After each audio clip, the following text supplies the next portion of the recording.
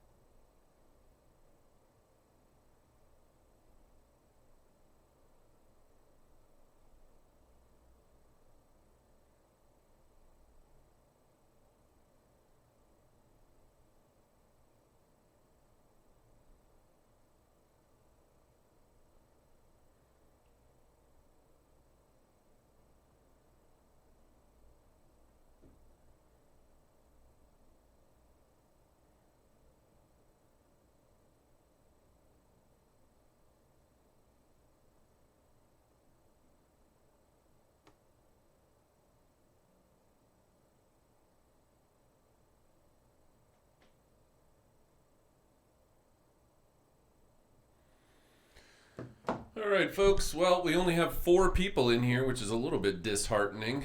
Um,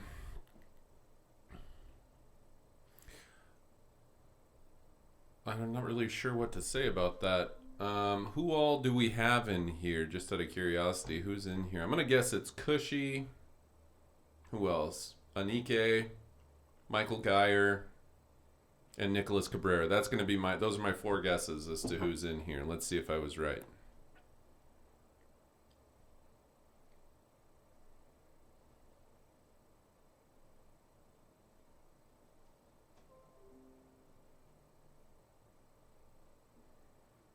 Oh, I was wrong. I was wrong. So we got Josh in here. We've got Zoe in here. Michael, I was right about. And then who's number 4? That's what I'm curious about.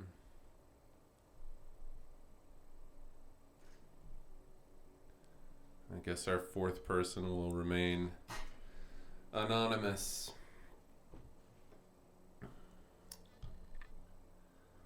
Hmm. Welcome, Nehemiah. Oh, now we have 5. Very good. So, well, kids, today, did you guys do the thing for the other thing? Did you guys do the? Let's see who did it. Let's do some public congratulations for folks who did the distance assignment. I'm going to be updating grades today, so if you are waiting for your grade to be updated, I have not put in anything, but I will be putting stuff in today. So let's see who did the practice test and the Rise of Dictators assignment. Let's see here. Oh, wow, quite a few of you. Well, about half of you did it. So Josh did it. Nice job, Josh. Nicholas did it. Michael did it. Zoe did it. Cushy did it. Josh Kwiat did it. Nehemiah did it. Karan did it? Wow. Karan. Way to go. And then Michaela did it, and then Charles Vargas did it. Very nice job. What about the, let's see who did the other one, the Rise of Dictators PowerPoint. Let's see who did that one. Only 6 did that one, but we got Nicholas, Josh, Nehemiah. Karan did that one too? No way. Karan turning it around. I love it. Wow.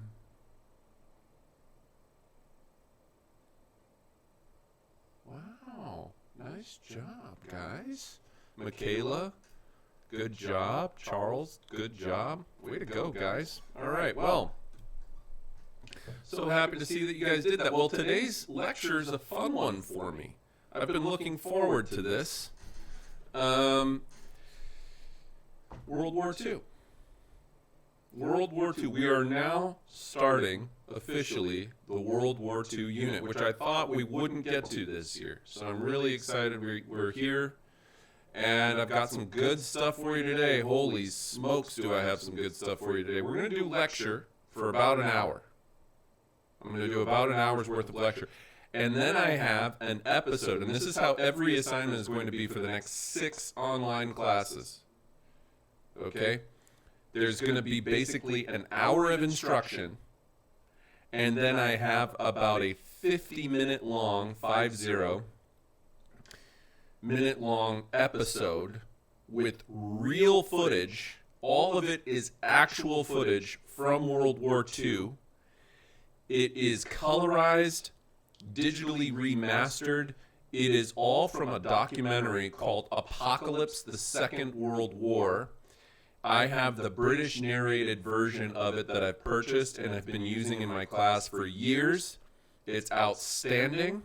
It perfectly syncs up with where we leave off every class. So I do my instructions, so direct instructions, so you guys understand the story of what goes on. And then I have you watch that documentary to reinforce everything that you just learned and see some actual real-life footage of the stuff I'm talking about playing out in real life at that time. It's as close as you can get to taking an actual time machine back to Europe in World War II. 1939 is the year that World War II starts in Europe, okay? And having you see how these situations develop in real time and tell you a little bit about the war. Now, before we get started with things, I think that we need to cover a couple of very important nuts and bolts type things, okay? Couple of important nuts and bolts kinds of things that we need to understand about going into World War II, okay? Number one, when we talk about World War II, it's really difficult for kids to separate the Holocaust from World War II. They view them almost like 2 intertwined events, which they kind of are, but they kind of aren't. They happen at the same time, but they're really not about the same thing, per se. They're both rooted in nationalism. World War II is rooted in nationalism, and to some extent, the Holocaust is rooted in ultranationalism as well, fascism. So they're both related. There are some parts that interconnect the two, but they really are 2 distinct events as well. So when we talk about the Holocaust, we're talking about the deliberate extermination of Jewish folks, but also others. In Europe at that time, the Romani population, which at the time was known as the Gypsy population, but nowadays that's not you wouldn't want to use that term anymore because I think that increasingly it's viewed as a derogatory term. But anyway, the Romani peoples of Europe were targeted as well. homosexuals, communists, anyone with sort of a physical or mental disability of some sort. These are the folks who get targeted by the Holocaust. And the Holocaust results in the death of 5.5 million Jewish folks alone, but then 5.5 million other people, for the tune of about 11 million people, are killed during the Holocaust. Now, the Holocaust happens starting even before World War II starts, because we see discrimination laws happen against Jewish folks, in particular in Germany, called the Nuremberg laws. Now, we're going to be talking about the Holocaust during this unit, but I need to emphasize that for the instruction on World War II, we're really not talking about the Holocaust. The Holocaust is, I'm going to talk about it as though it's kind of a separate event, because I don't want you getting confused on things.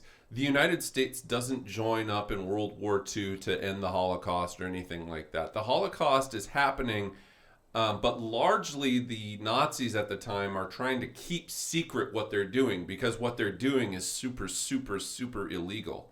And so, like, you can't just execute people systematically using death factories. That's completely illegal. And the extent to which other nations knew that it was happening in German-dominated areas during the war was pretty limited. Even the extent to which some German officers in the German military knew what was happening over on the other side of things with the Schutzstaffel was somewhat limited. So they had heard stories of people who served in the Ver Macht, which by the way is spelled. Let me type some of these terms up for you. In fact, we are going to be doing a vocab assignment for this unit as one of the distance things. I'm not going to give you the terms right now, but I will give you them. But let me type some of the words out that you should know.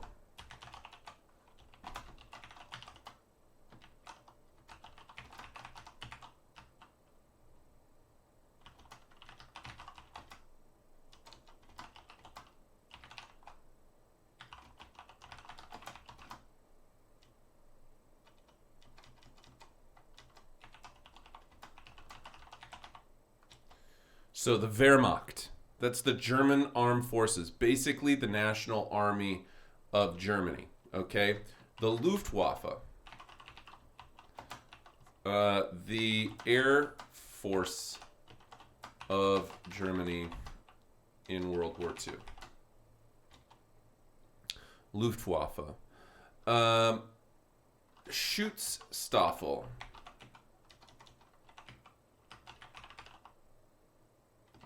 Or SS.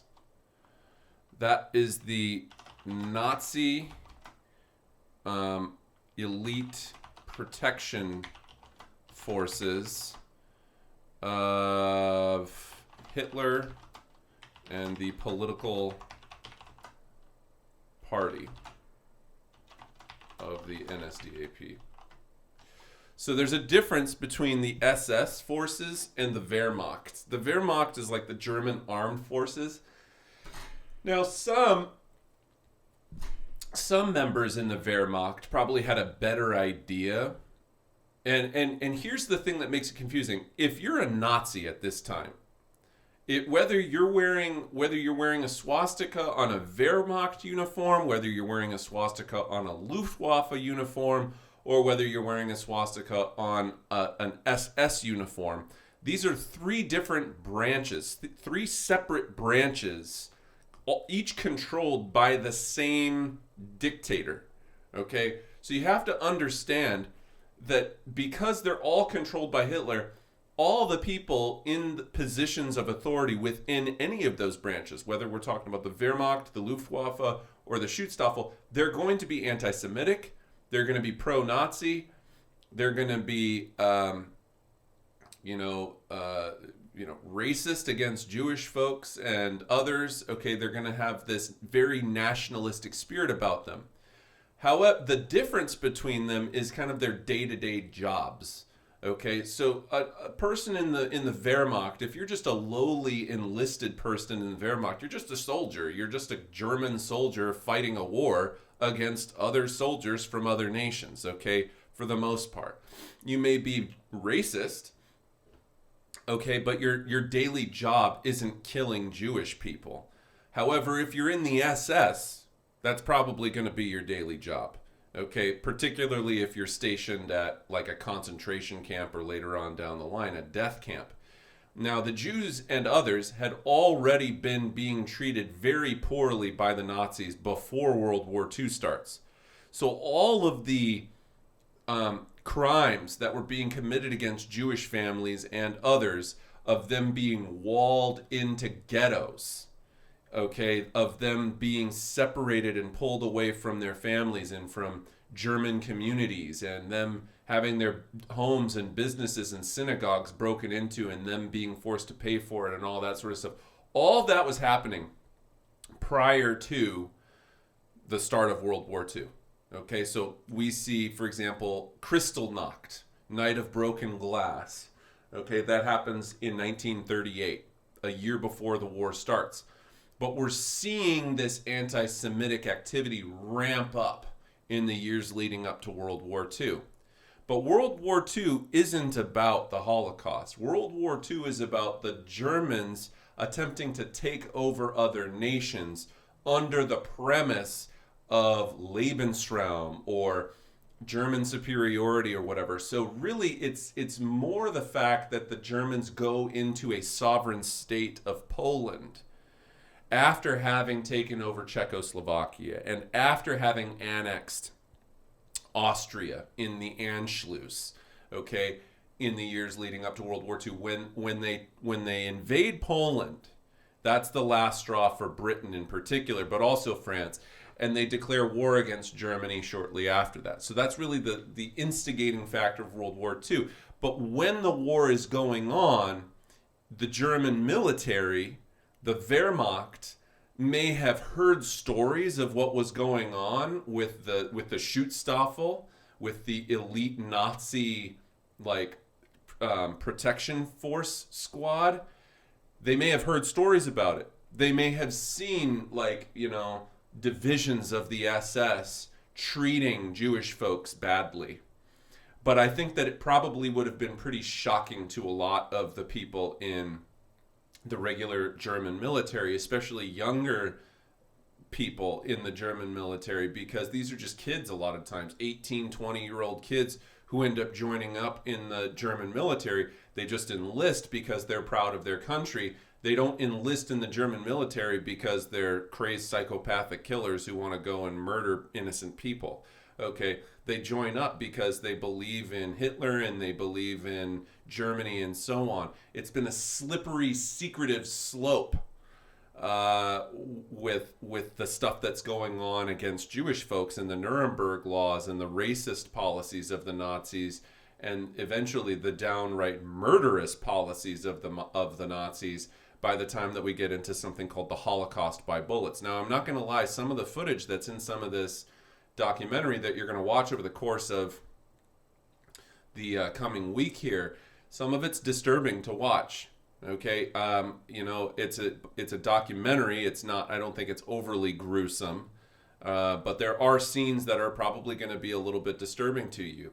And the unfortunate part about that is my job as a history educator is to not try and pull the wool over your eyes in history and try and history is brutal sometimes, and human beings are brutal sometimes. And one of the things that's hardest when you're making the transition from being a youngster into being an adult is to try to wrap your head around why people are so awful to one another sometimes, and to make sense of things in history that are hard to understand and hard to make sense of. And so some of the footage in the documentaries is brutal. It's tough. And it's hard to watch, but that's exactly why it's so important to watch. It's because, especially when we've been reminded in recent times of the fragility of life. This COVID virus has taken the lives of 40,000 people. 40,000 people have died from this virus, okay, in the last 2 months. That's 20 times the number of people who were killed in 9/11. And you think about how transformative of an event 9/11 was, and how innocent folks lost their lives in 9/11 who were just going to work that morning, and 20 times the number of people, 40-some thousand people in America alone have died of this virus. It reminds you of how fragile life is sometimes. You know, it reminds you that when people were committing these crimes, we're seeing somebody's daughter, somebody's son, somebody's mother, somebody's father, somebody's brother, somebody's sister, somebody's uncle, somebody's aunt being killed. Innocent people. And in the name of what? Right? In the name of nationalism, in the name of racism. These are the sorts of things that we need to be reminded of in history so that we don't allow those same things to happen. And that's why this class is still a California state law, even though you go to a STEM school. It's still important for you guys to learn your history, so as we don't make the same mistakes as we've made before. And to remember those people who lost their lives from previous mistakes, right? Because they were human beings too. So that's kind of the point of this entire unit, is talking about World War II and why that was fought, which was over nationalistic purposes. And Britain and France get involved to defend the sovereignty of Poland. But remember that a lot of people will readily point to Britain and France as being somewhat culpable for World War II, having punished Germany in the first place. So there are people in Europe and across the globe today, indeed, who believe that that the Treaty of Versailles essentially foretold that there would be a World War II. It fated World War II into existence because of the punishing terms dictated to Germany. So these are some of the things to keep in mind as we move forward into this unit here, is that it's a complex thing. Yeah, sorry, Palomi. This is not Euro. This is regular world. Of course, you're welcome to stay and listen to stuff talking about World War II if you have any interest in it. You're more than welcome to. But yeah, I already did the lecture for Euro this morning. So, but hello to you and thanks for tuning in briefly. So, talking about World War II, few things that you guys have to understand. Let's see here. You know what? Let me download this PowerPoint. I think that I'm going to use a PowerPoint this time to get through some of this information rather than just have you watch me lecture. So let me go ahead and download this World War II PowerPoint. I hope I still have it on here. Gosh. Better take a look. I wonder if I have one in here that I can use. I don't have all my files from my computer, so I have to kind of supplement here. Let's take a look. Got that. Maybe I don't have my World War II one.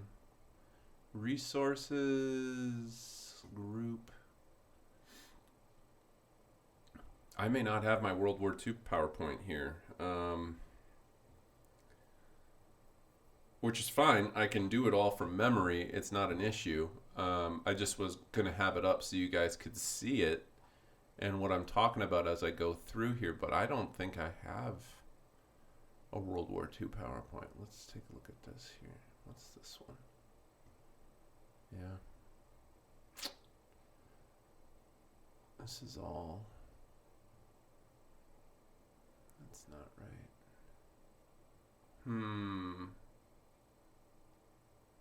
Well.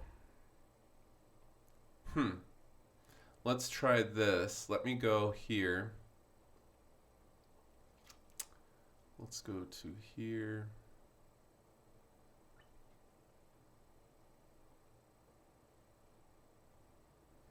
Yeah, I only have the Years of Crisis on here. I don't have the new content. So I'm going to have to use a pretty lame form of PowerPoint notes because it's the only one that I have access to, which is the notes that I would use in my Euro class, because I have more Euro stuff online than I have world stuff online. So I'm going to use actually Euro notes to teach this, but it's the same info, and I'll just skip over certain stuff that's minutia that you guys wouldn't need to know about. But let me get those notes ready here. I'll copy them over to the folder.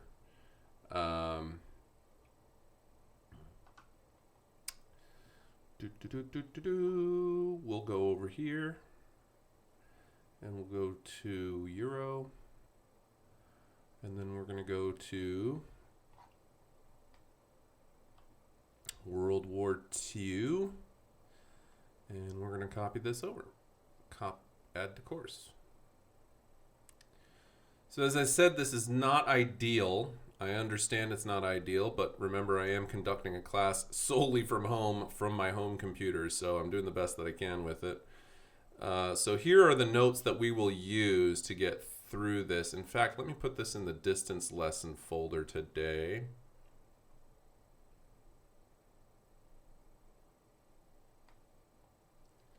I'll create a new distance lesson folder for today's instruction. Let's go to here and let's create. So if you want to go into Schoology, you're going to be able to see this now. Lesson 4, which is today's lesson, which is Monday. I think today is April, what? Today is the 20th? Yes, 20th. Okay, create. And we'll move this right here.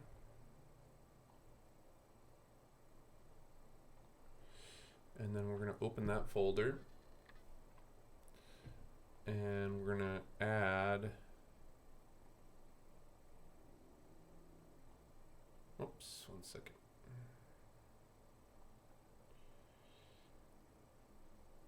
So we're going to add lesson 4. That should be good.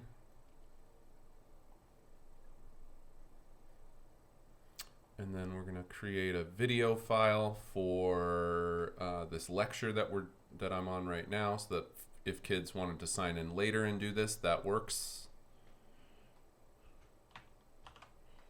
So live lecture, April 20th. Add that there. And then I will add the assignment that you guys are going to be doing in a little bit. Now, let's open up this World War II notes that we're going to use here. And as we scroll through these notes, I'm going to be talking about a number of different things. Let's start off. We've talked about some of the stuff in the first couple of pages of this, but I just want to set things up and remind you about a few key things going into World War II. How does it start? So let's talk about a few things from the very tail end of our class last time that lead us on the road to war. Okay, so the first thing of understanding World War II is how did we get there in the first place? Now, I told you the immediate cause of it is Hitler invading Poland, but there were a number of aggressive things and the policy of appeasement allowing Hitler to do these aggressive things, and others, though, Japan too, in the years leading up to the war. So, the League of Nations, you guys might remember, was this toothless organization that was unable to really enforce the demands or agreements or resolutions that they had come up with. Japan had invaded Manchuria in 1931 and then pulled out of the League of Nations. And then shortly after, in 1933, Hitler realized, oh, if Japan can just kind of do whatever they want and the League isn't going to be able to do anything, maybe we should just quit the League. And basically, secretly at that time in 1933, when Germany, under Hitler's chancellery, leaves the League of Nations, starts to secretly rearm Germany. And so that's kind of the situation there. Italy also becomes a fascist aggressor when they invade Ethiopia in 1935. Now, the League of Nations at that time tries to impose sanctions on Italy, but does not include oil, which would have had much more profound effect on that list of embargoed goods. At this time, you also have the Spanish Civil War going on, which results eventually in the rise of Francisco Franco as the fascist leader of Spain at that time. But there are certainly challenges to his authority leading up to that time from anarchists and stuff. So Generalissimo Franco sought to overthrow the Republican government in Spain. Mussolini and Hitler both support Franco and use the conflict as a testing ground for their military forces. And then Franco ends up winning the war and imposing a fascist dictatorship in Spain. But really, it's help from Germany and Spain, which is a major cause for the victory there in Spain. And then Britain and France, because Spain had been undergoing such incredible turmoil at that time, Britain and France actually allow for that to happen, and they recognize Generalissimo Franco as the proper leader of Europe. So, of Spain. Sorry, I'm getting distracted by messages here. Let me respond really quickly to something.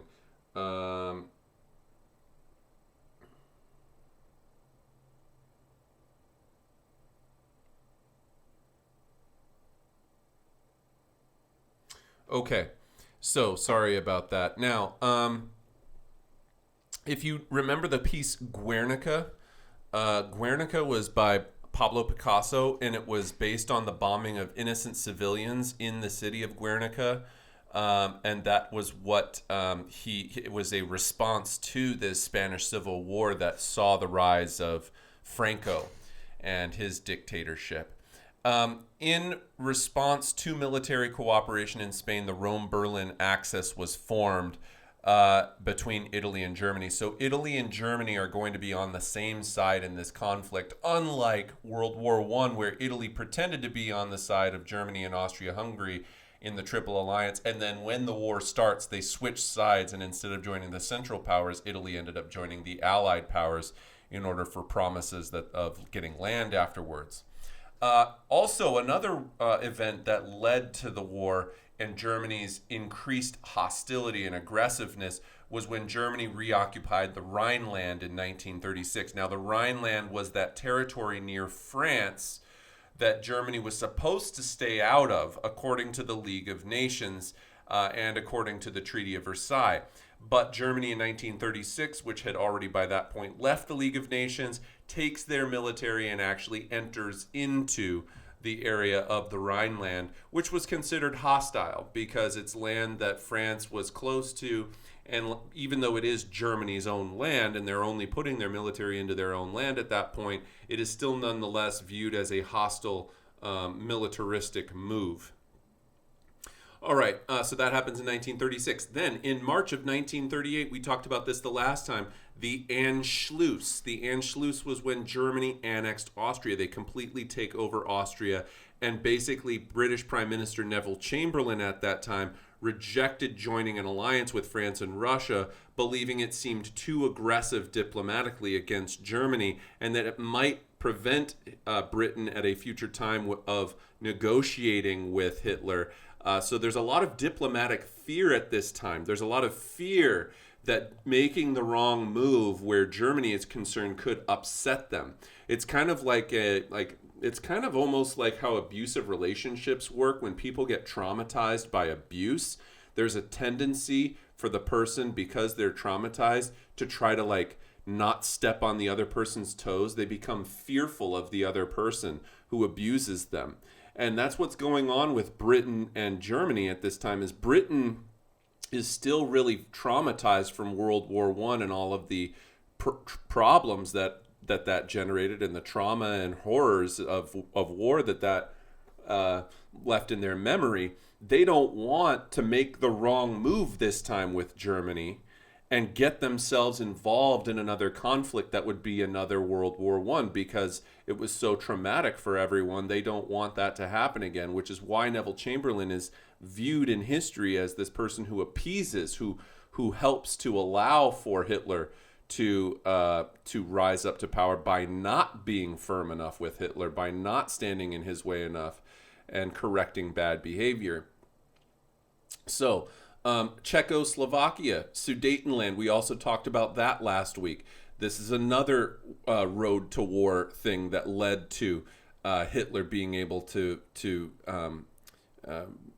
go unchecked for such a long period of time in European history was, or in this interwar years time, is that the Sudetenland gets taken over. This was an area on the borderland of Czechoslovakia where there were a bunch of what were known as Sudeten Germans who lived there, and Hitler, with his whole Lebensraum plan, living space plan, tries to take the Sudetenland as being a part of Germany, but then ends up just kind of annexing all of Czechoslovakia, because Czechoslovakia views that as their territory. This is like, what are you doing? You're just chipping away lands that had been negotiated to us.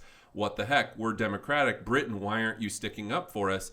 That's when Neville Chamberlain, it shows just how much he's willing to appease Hitler, and how there was obvious concern on Britain's behalf of a future war with Germany, is that Neville Chamberlain comes back from this Munich conference where basically he says, hey, it's okay for you to take the Sudetenland. Czechoslovakia is like, hey, what the heck? We're a democracy. You just made a deal with a totalitarian dictator to take our lands away from us. What the heck? Neville Chamberlain comes back and says, I think I've secured peace for our time. He holds up the document that Hitler signed at the Munich agreement saying, oh, I'm only going to take the Sudetenland and then Germany's going to be satisfied and no more. Well, of course Germany's not going to be satisfied. That's not the sort of guy Hitler is. He has an insatiable thirst for power.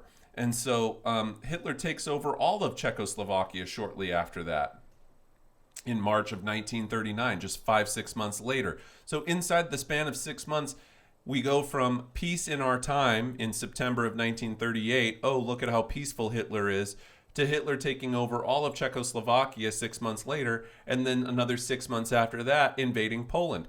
Doesn't really sound like this appeasement policy is working too well. Okay, so Czechoslovakia was forced to give away the Sudetenland, and then Hitler double crosses Chamberlain. Czechoslovakia doesn't even resist the annexation of their territories. And so basically in the space of 1 year, Hitler annexes both Austria and Czechoslovakia in Central Europe. And it's both not resisted, and it is also not neither of them are stood up for by Britain, who is supposed to be the protector of Republican-style government in Europe at this time. Germany's invasion of Poland starts World War II, and this happens September 2nd, 1939, where Hitler, invades Poland. 1 week after taking Czechoslovakia, Hitler starts making demands on the Baltic port city of Danzig. Now, if I was to show you a map here of what we're talking about, let me show you a World War II map real quick. I'm going to switch over to my desktop so you guys can see this. World War II map. Let's see if we can find a good one here. Let's see here. I'm going to find one that we can see nice and easily. Let's do tools, size, large images. World War II map, large. Maybe we can see a little bit better here. It's a nice one. Oh, let's use, I guess let's use, Let's use this one. It's not exactly what I'm looking for. I wonder if there's a better one here. It's North Africa. Does this show? I guess we'll use this one here. Okay, so this map here is a pretty good map that will allow us to talk a little bit about what happens in the lead up to the war. Now, on this map, it's not exactly the time frame that I'm looking for, but it does show you the territories of former Czechoslovakia and former Austria. Why former Czechoslovakia and Austria? Because in the years leading up to World War II, that's what we were just talking about. Hitler took these lands over. So these territories here are controlled by Germany now. They just annexed them completely. Previously, all of this land in this region here, if you can see where my mouse is pointing on your screen, all this land wasn't even Germany's land. They just take it all over. So Czechoslovakia, and now what is two countries, the Czech Republic, which is over here, and then Slovakia, which is over here, both of them are absorbed by Germany, and so is Austria as well. So Germany really does control a tremendous amount of territory, even going into the war. And then what they're going to do is they're going to invade Poland, which is right over here. This is that Danzig corridor I was just mentioning a minute ago. Okay, Danzig corridor. After World War I was negotiated, keep in mind the Treaty of Versailles had created out of a bunch of previous territories the land of Poland, the sovereign nation of Poland. Now, for a long time, Poland hadn't existed as a nation in Europe because, thanks to the partitions of Poland in the late 1700s, their territories had been chipped away by Russia, Germany, and Austria. And so there really wasn't a Poland for over a century in Europe until after World War I, when they realized, hey, thanks to national self-determination, people from Poland should have a place that they call Poland. People from Poland shouldn't have to live under the countries of foreigners. So they created a territory for Poland. But in order to do a favor to Poland, they cut a swath of land out here that had previously belonged to Germany for over a century, that they now gave to Poland so that Poland would have this port city called Danzig. Okay, Danzig, right up here in the Baltic Sea, so that Poland would be able to participate in the international economy. So Poland is given this little cut of land. So here's Germany over here, here's Germany over here, and here's Poland bisecting those German lands, cutting those German lands in two. And Hitler looks at this as a spit in the face of Germany. How dare, after the Treaty of Versailles was negotiated, how dare they take German lands and cut it into two, especially when you couple his racist policies against the Jews in particular of Poland, which is so many Polish Jews lose their lives. You can see, if you see these little death's head things, this is the Totenkopf symbol, the death's head symbol, which was worn on the helmets of the SS officers at the death camps. And that's what these symbols here, these Totenkopf symbols, symbolize the death camps, okay, of Buchenwald or Dachau down in near Munich, or Auschwitz or Treblinka over here in northern Poland. These are the death camps. These are where down the line, when we get to the final solution years of the Holocaust, which is 1942 onwards to the end of the war. 1942 to 45 is when the Nazis start utilizing these death camps. But notice where they are. Notice where the death camps are. They're firmly inside German-controlled territories of Poland at that time. Remember, Germany invades Poland. They control Poland through the majority of the war.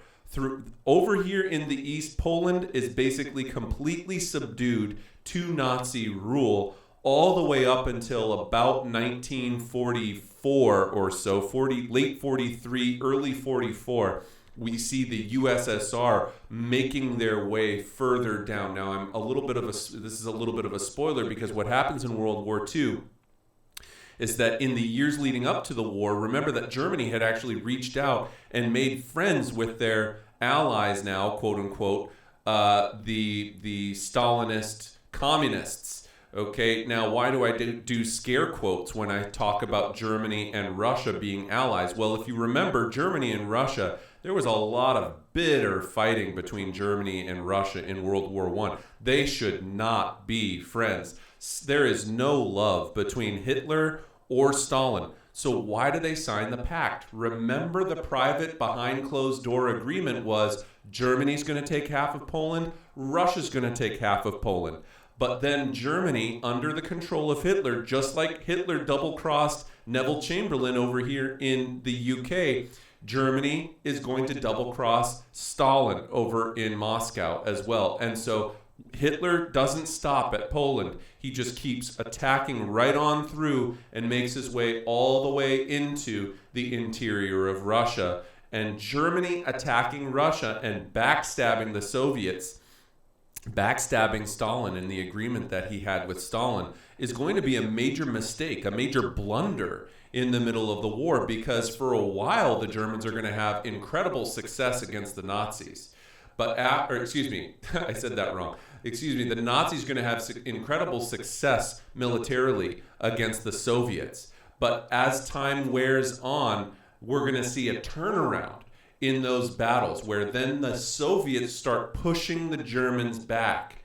And it's not until they get to about 1944 that the Soviets have pushed back enough on the Eastern Front to be able to kind of stumble into these secret death camps that the German Nazis had established, the SS death camps over here that the Nazis had established to kill via a really heartless, mechanized factory process of gas chambers and so on, of working folks to death in these death camps and exterminating them. And that's when it's really not until the very tail end of the war that the Allied powers have a true understanding of what's happened in the secrecy of the German racist Nazi policies of anti-Semitism against Jewish folks and others in the Holocaust. They really don't have the idea of what's going on. Just remember that we're in a pre-Cold War time here, right? That we're in an old school technology time where planes have limited range, and spy technology and computers are in their infancy. We're still operating at a time where people are going to be doing code breaking using, ciphers and code breaking machines and, Morse code to communicate and things like that. It's very, very, very old school, not very resemblant of modern day military practices.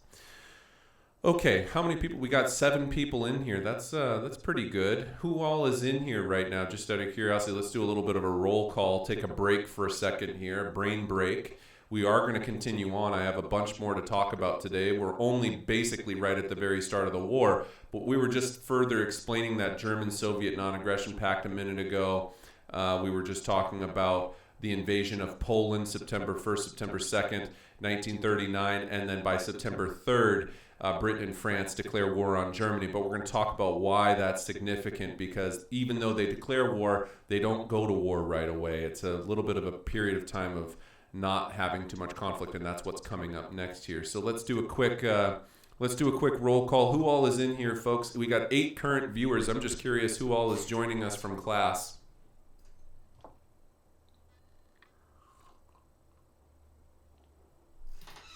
Glad to see that you guys are still in here. Nehemiah, Josh, Zoe still in here.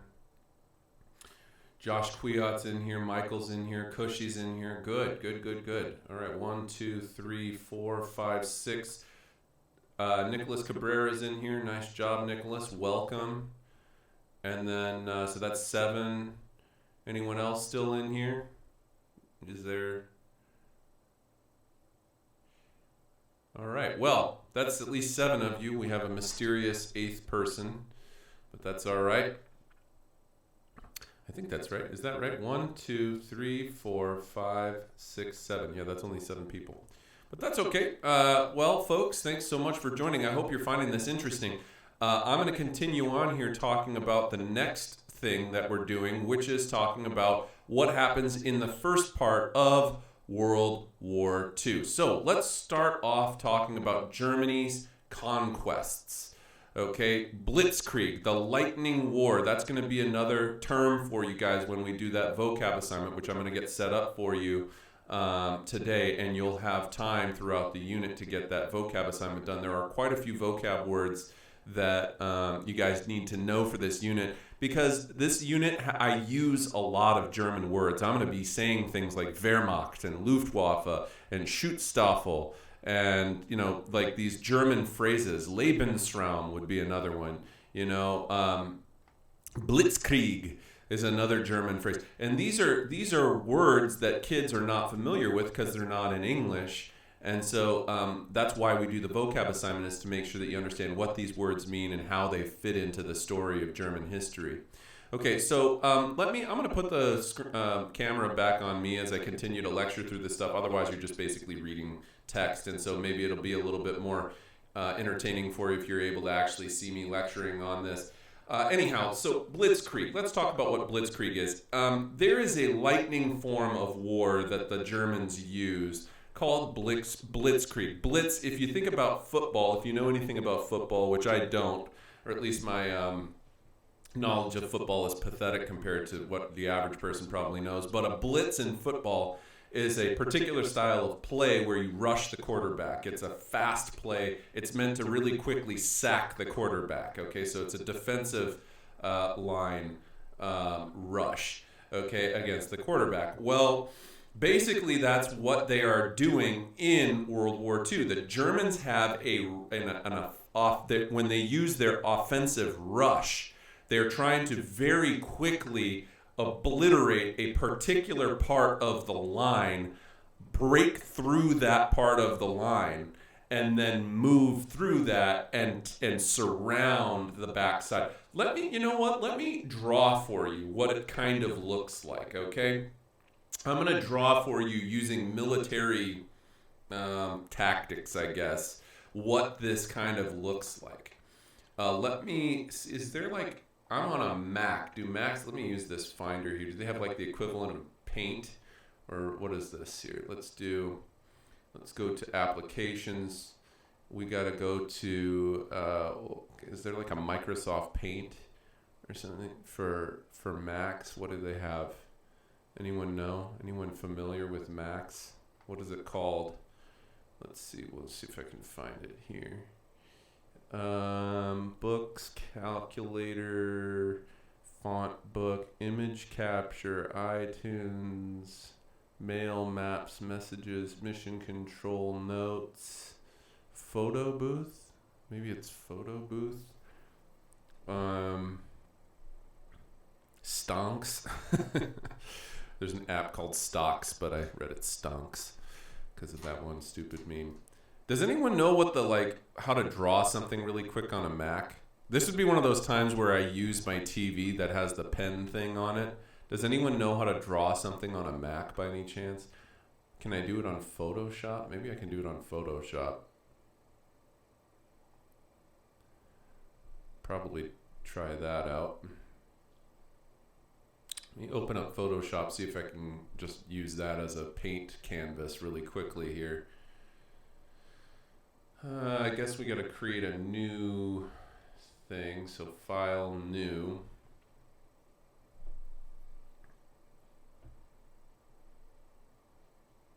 We'll do that, I guess. Okay, and let's zoom into this so you guys can see it.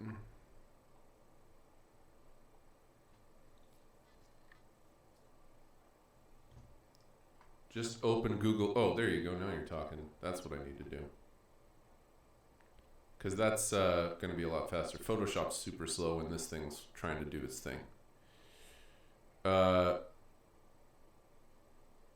Yeah, I will do that right now. Thank you, Nicholas. All right, Google. And then we got to go to this. Let's do Google Draw. I think it's helpful to see how Blitzkrieg works. Uh,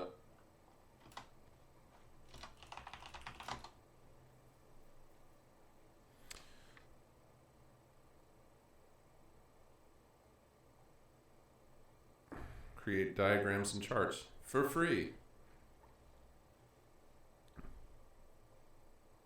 Yeah, I'm going to share my screen right now. Let's see how this looks here. It's loading up. File, new, drawing. Oh, wait, maybe that was already a new drawing. Okay, we'll wait for this to load. Give it a second. It's loading up here.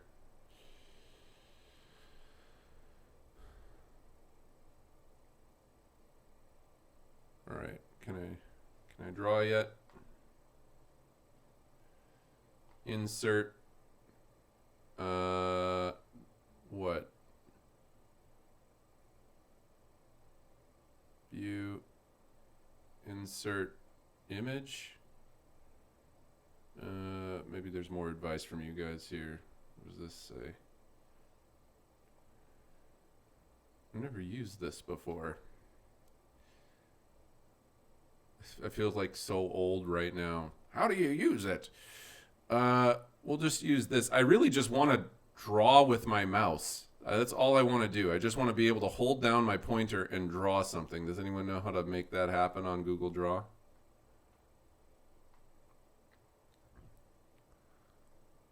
Is there like a paintbrush tool on here? Insert, shape, image, text box. I don't want a table. I don't want a chart.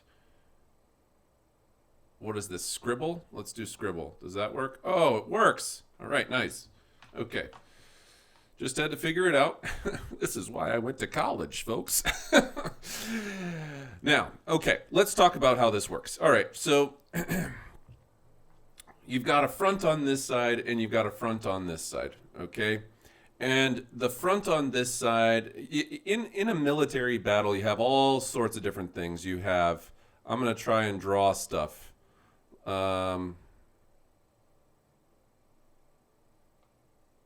This is a plane, okay? There's a plane, and you got a plane, and we're going to copy that really quick and paste it, then paste a bunch of planes. Okay, great. So there's our planes flying in formation, okay? And then you've got, like, tanks, right? There's my tank, okay? And let's select that all. Whoops. Let's select this. We'll make a bunch of tanks. You got your tanks in formation. All right, and then you've got infantry, which is just people basically. Whoops. Okay, so you got a bunch of people. All right, and they're on your front line. You've got, and that's your infantry. Okay, and what the Germans do is they do an onslaught. Basically, they take all of their forces and they locate the weakest point over here in the front line of the troops that they're attacking.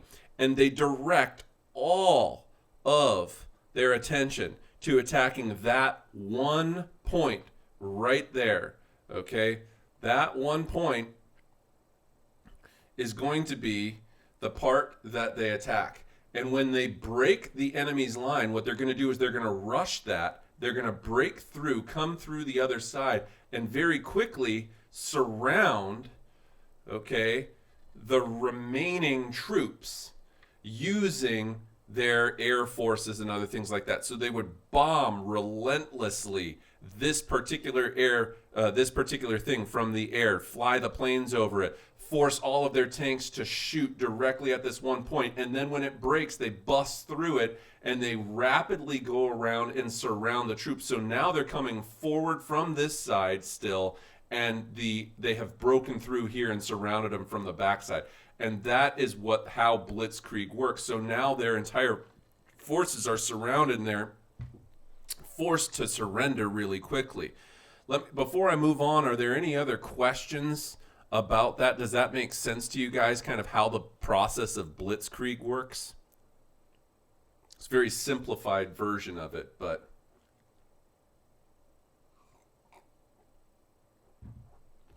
any questions on that, folks? No, if not, I'll just keep moving on.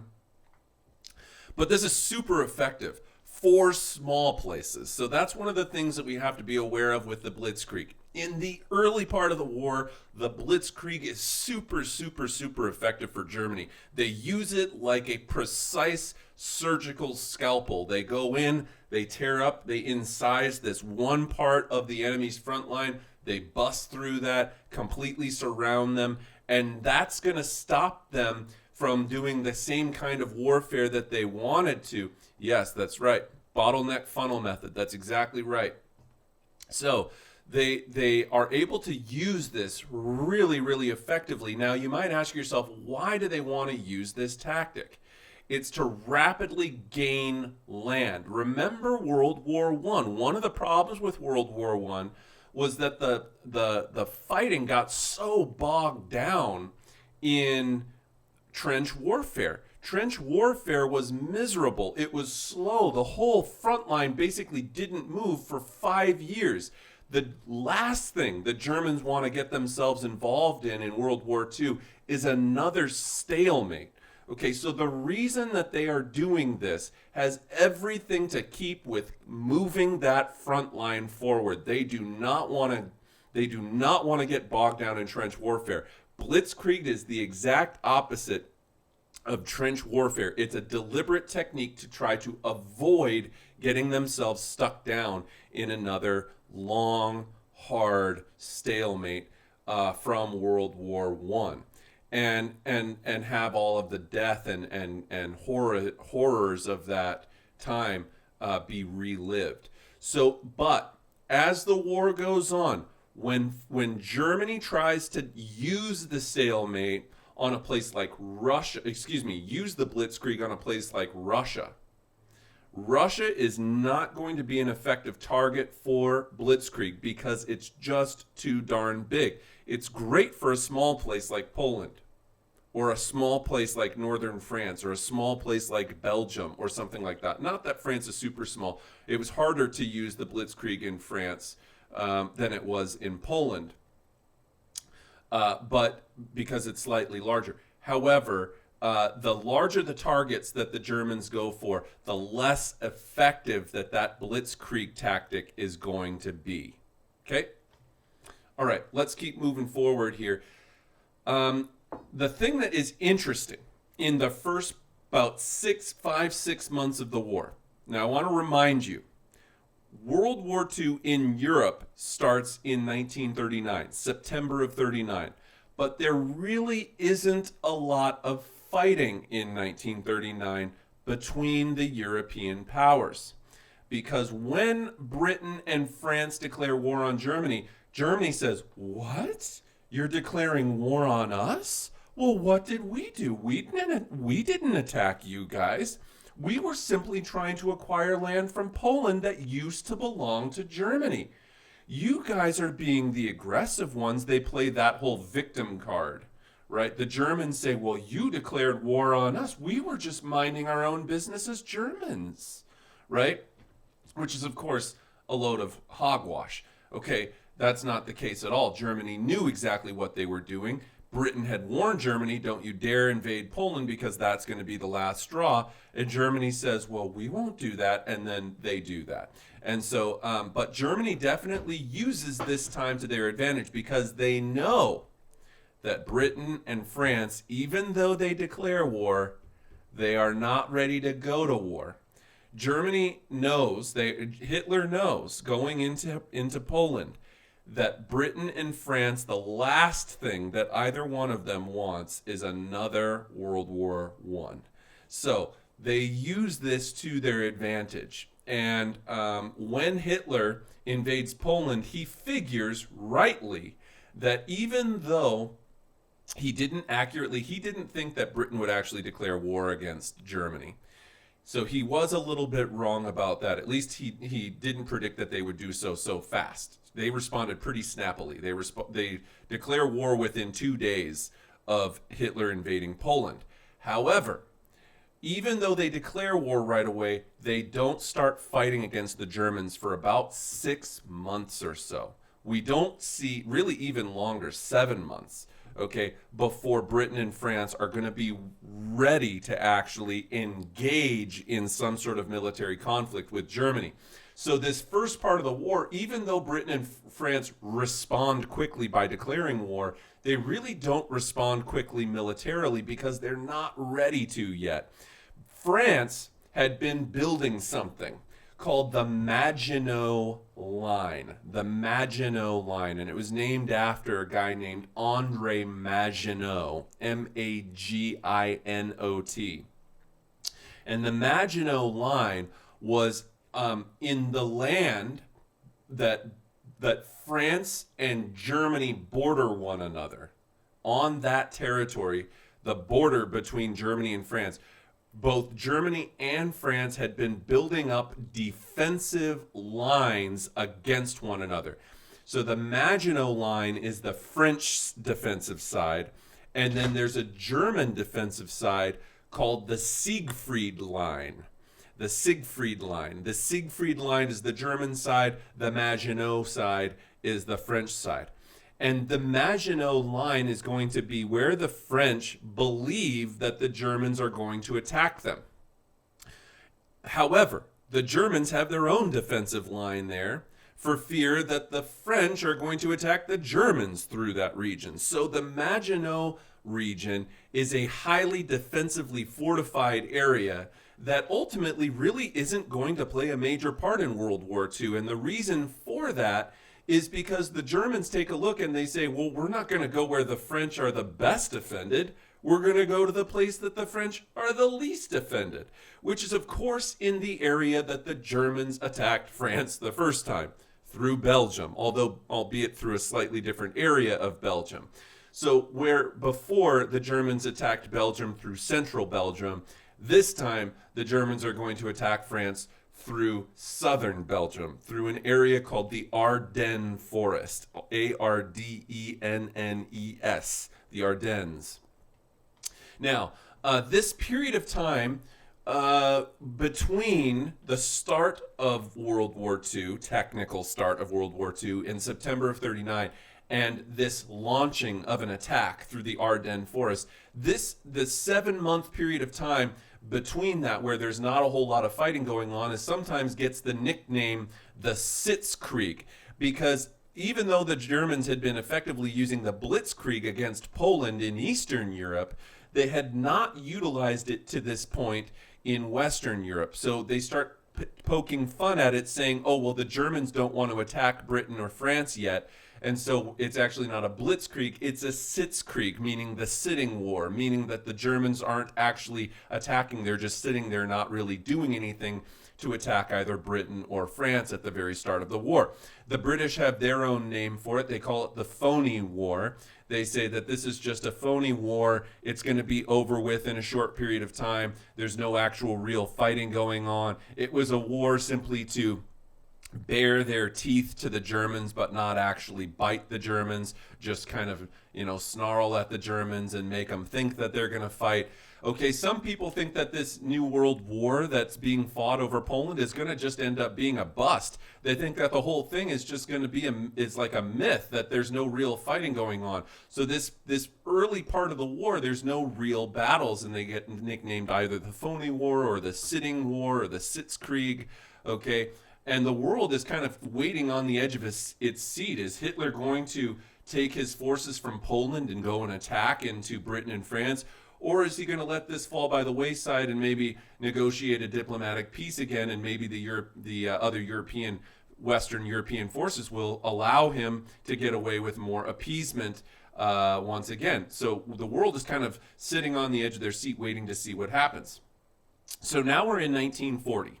April and May of 1940, about, exactly 80 years ago today, Hitler invaded Denmark, Sweden, and Norway, and by May of 1940, they invade the Netherlands, Belgium, and Luxembourg. So now Hitler has rapidly used, it's like things were sitting around for a while. Both of them are kind of building up their forces during this time. Things are just kind of slowly coming to a boil, where things are going to now boil over, and we're going to start to see movement in April and May of 1940 after that 7-month phony war period. By the time that Hitler invades France, the Nazis have now subdued the vast majority of the European continent, minus Russia. Okay, they have Poland, they have Denmark, they have the Low Countries of Netherlands, Belgium, Luxembourg. They have Sweden. They have Norway. Sweden technically remains somewhat independent during the war, but the Swedish were somewhat Nazi sympathizers as well in a way. And so the Swedish remain neutral in the war technically and remain somewhat halfway under Hitler rule, but the Swedes kind of had their own nationalistic and cultural, what's the word that I'm looking for, like affinity for the Germans going back hundreds of years. The Germans and the Swedes tended to get along with one another because they were both Lutheran and stuff like that. So you see some nationalistic sentiment in Sweden that kind of helps the Germans out in their conquest. But anyhow, by this point, we're seeing a huge amount of Scandinavia as well as Central Europe and Northern Europe fall under German Nazi command. Okay, so now Hitler is turning his attention to France, and we're going to see the fall of France occur in less than 6 weeks, which is going to be kind of making up for the mistakes of the Schlieffen Plan. If you guys remember me teaching you about the Schlieffen Plan going back to World War I. If you don't remember the Schlieffen Plan, let me remind you of it. The Schlieffen Plan was where in World War I, General Schlieffen had come up with this idea to attack France first, quickly subdue France, just like they did in the Franco-Prussian War of 1870, 1871, when we saw Napoleon III get defeated. The plan with the Schlieffen Plan was to attack France, subdue France quickly, and then move all of their forces over to the eastern side. This is almost like a Schlieffen Plan in reverse. Instead of going after France first this time, Hitler goes after the east first and subdues Poland, while at the same time negotiating a treaty with Stalin to protect him on his eastern front, to prevent Stalin and the Russians from joining into a conflict against Germany. So then when he attacks Poland and Britain and France both declare war against Germany, he takes the next 7 months to situate his chess pieces, knowing that neither one of them were ready for war. And then when he's ready for war, he takes the attack to the French, saying, hey, you declared war on us. What do you want us to do? Just sit around and wait for you to attack us? You declared war on us. We're going to attack you now that we're ready. And they subdue France in 6 weeks. So now Germany is going to have France under its control for the vast majority of World War II. So the French very quickly capitulate because they are just simply not ready for the onslaught of the German forces, which have been being built up by this point for about 6 or 7 years in Europe, going back to when Hitler first became chancellor in 1933. He had used that opportunity to start industrializing and militarizing Germany again against the wishes of the Treaty of Versailles and the League of Nations. So France falls quickly. Britain becomes the sole last remaining chess piece standing in Europe to be a force to contain the vicious spread of the Blitzkrieg takeover of the Nazis going into mid-1940 at that time. Now, one of the last things that we need to talk about today is how does France fall and what happens when we see France fall? Well, basically, one of the most important features of this part of the unit is going to be Dunkirk. Okay, Dunkirk. Now, there was a movie recently that was put out that had, what's that guy's name in it? Oh gosh, now I see his name, or I see his face. Pretty good. Tom Hardy. Tom Hardy. Okay, Tom Hardy was in this movie Dunkirk, and if you didn't see Dunkirk, I strongly recommend that you watch it because it's just a cool movie. It's unlike any other war movie I've really ever seen before. It's kind of an interesting, film. I've only seen it once, but I remember good things about it. And Dunkirk is all about a rescue on a beach. Let me show you on a map what I'm talking about. Don't get Dunkirk confused with Danzig. Danzig is over on the eastern side. Dunkirk is on the western side. Okay, Danzig is in the Baltic Sea. Dunkirk is in the North Sea. Okay, or the English Channel. All right, so let me show you a map here, just so you can see what I'm talking about. I'm going to bring it back to this same map that I had pulled up a minute ago. Let me put it over to my screen here. Okay, here's Dunkirk. Can you see Dunkirk? That's right here. It's in this. Let me see if I can even zoom in further here. Okay, that's about as close as I can zoom in right now. That's Dunkirk. You can see it's on the coast between, here's the North Sea that I was just mentioning ago. It's on the British English Channel here. Okay, and the evacuation from Dunkirk takes place. I'm sorry, I was pointing to the wrong thing. This is the invasion of the Low Countries. Dunkirk is right here, okay, next to Calais. It's on the coast of, it's right on the border of France and Belgium. So what happened was the Germans invaded France through this region right here. And this was a surprise to everyone going through the Ardennes forest here. The Ardennes forest is densely forested area. This right here is where the Maginot Line was. I was telling you about the Maginot Line a minute ago. The Siegfried Line was over here on the German side. So you can see the German-French border is kind of this little horn that sticks out on the side of France here. The Maginot Line, why would the Germans want to go into the most heavily defended area? They don't. So when they invade France, they don't go through the lands that are going to be really heavily defended. The French only carried the Maginot Line up to right here.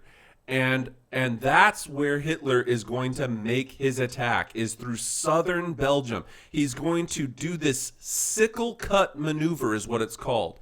If I had my pen, again, I would show you. Let me clear this. We'll do a new, we'll clear all this. Actually, let me just do one of these here. I'll select all and delete. Here's what he does. I don't have the map up, but here's what a sickle cut movement looks like, okay? That's kind of what he does. He cuts through the Ardennes forest and then swoops back against the grain. Let me show you this map here, okay? If I could lay this image over, let me show you what he does. He cuts through, here's the handle of the sickle. He cuts straight through the Ardennes forest with all of his tanks and everything. No one thought he'd be able to get through the Ardennes forest because this is this is basically the Black Forest in in Western Germany. Okay, Western Germany, all of these lands are super, super heavily forested. He has to take his entire tank brigades and get them through. And they thought that was an impossible task, but he does it because he has some really well-designed tanks. And they get through that forest. And then what they do is the sickle cut maneuver. You can see now they're coming up, they're eclipsing, they're strafing the French sitting here at the Maginot Line facing this way. And then he sickle cuts them. So he moves his forces this way, which pushes them back into their own defensive line. It's a rather brilliant military move. So these people very quickly have to surrender because there's no way that they can't retreat further into Germany. They're using the Blitzkrieg to cut through, sickle cut, and then they're going to swoop back up and push right straight forward to Dunkirk. And a lot of times people will say that if the Germans had just marched a little faster and gotten to Dunkirk, it would have been an absolute massacre. Because what had happened was Hitler's sickle cut movement through here incapacitated the French forces to the south, which negates their effectiveness. He also cuts the French forces off from the northern French forces, which were trying to reinforce up here where everybody thought that Hitler might invade through northern Belgium. But the Belgians actually resisted pretty effectively in southern Belgium here. and it slows the Germans down a little bit. So as the Germans do their sickle cut, they can't move as effectively as they wish they had been able to up to Dunkirk, because they are effectively fighting to the north and to the south at the same time here after having divided the entire French force. You have people who were so caught off guard in the attack on France that they're literally taking taxi cabs and bicycles to the front lines to try and fight off the Germans at the start of the invasion of France. They get completely overrun by the Nazi Blitzkrieg attack, and they very quickly start retreating to Calais. Okay, and the beaches of Dunkirk up here. Again, don't get Dunkirk confused with Danzig. Danzig's over on this side fighting for he's already taken over the Polish corridor by this point. These lands are already under German control by the time that he invades France over here. So the evacuation at Dunkirk is where all the British, French, and Belgian forces, but mostly British and French forces, meet right up here on the beaches of Dunkirk to be evacuated by any vessel that will float to take them over the English Channel to safety. Because remember, the English Navy is going to offer some defensive coverage here in the English Channel, which is swarming with British ships. The German ships, unlike World War I, where the German ships don't really become very effective in the war, and they really basically never leave their ports right up here in northern Germany. In World War II, the German Navy is going to play a pretty important role in the early years of the war, where before, really the only part of the Navy that was important to the Germans was their U-boats. U-boats would be very important again in World War II. And so there are a lot of really cool battles of the Atlantic. The naval campaigns of World War II were very, very important in the early years, as Germany and England, once again, for the second time in 20 years, find each other on opposite sides of a major, major global conflict. Now, the other thing to remember about the evacuation from Dunkirk is, at the end of the day, this is a loss. A retreat is never, never, never the way to wage a war. And Winston Churchill makes a speech to this effect after the evacuation at Dunkirk, which is a successful retreat. But retreats are not a successful way to win a war. And so this saves hundreds of thousands of lives. Countless lives are saved, as anyone who has any vessel that will float. They're even using things like rowboats and fishing boats and other small vessels. Anyone who has anything goes over to Dunkirk to try to rescue people at the coast of Dunkirk and bring them back over the English Channel to safety in the UK. And it's at this point that people start wondering, now that France has capitulated within 6 weeks, will Germany do a land invasion of Britain and try and take Britain over? Certainly the Germans are setting it up to make it seem like they're going to do that with something called Operation Sea Lion. But Operation Sea Lion was supposed to be an amphibious invasion where the German military takes troops and does a water invasion on the coastlines of the UK. But they do not end up actually doing that, instead deciding to utilize the Luftwaffe, their air force, to bomb London into submission. And so that is pretty much where we are going to leave off for today. I want to take a minute to explain now to you, now that I've lectured for about an hour or so, I want to explain to you what your assignment is going to be for today. So I am going to be uploading into the school instruction, or the new instruction folder on Schoology, a documentary, the first episode of our World War II documentary that we will be making our way through for the next couple of weeks here. The first episode is about all of the same kinds of things that we talked about in today's lecture, so you will find a lot of common ground there. But I also have a fill-in-the-blank assignment that you are going to be doing as we make our way through this unit. And that fill-in-the-blank assignment will be submitted Little by little, as we go through the unit, you will see a submission for assignment 1, 2, 3, 4, 5, and 6. There are 6 episodes. It'll take us pretty much the next 2 weeks to get through this unit on World War II before switching gears to what comes up next. So I will be putting all of that into the school folder for you in just a little bit here. And I hope that you found today's lecture both engaging and interesting. It will remain up on Schoology if you have further questions, or if you'd like to take a look at some of the notes that we went over, you're more than welcome to do so, as those are also located in the Lesson 4 folder under the New Distance Lesson Learning Instructions, Distance Learning Lessons Instructions folder, as well as the link to today's live lecture. So if you have any further questions at this time, please feel free to write them in the box. If you don't, I will sign off here and let you know that coming up soon, I will be, by the end of the day today, updating grades on Schoology from last week's learning lesson assignments, both for AP European History and for regular world history. So, if you have no questions, I'll sign it off there, folks. Thank you so much for tuning in today, and please feel free to get started watching that documentary.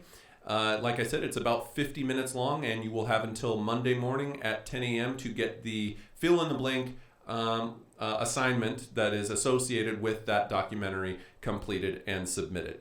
All right, guys. Thanks so much, and take care.